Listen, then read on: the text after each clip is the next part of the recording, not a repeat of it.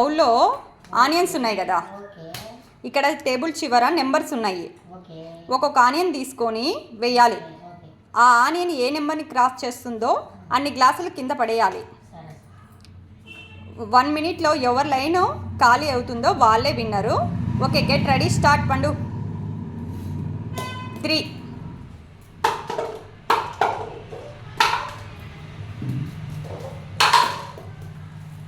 1 పండు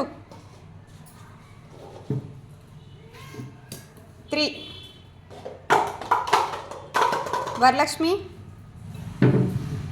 3 పండు 3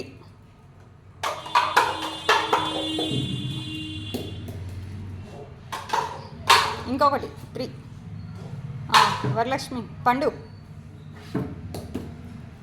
3 వావ్, పండు లైన్ ఎంటీ.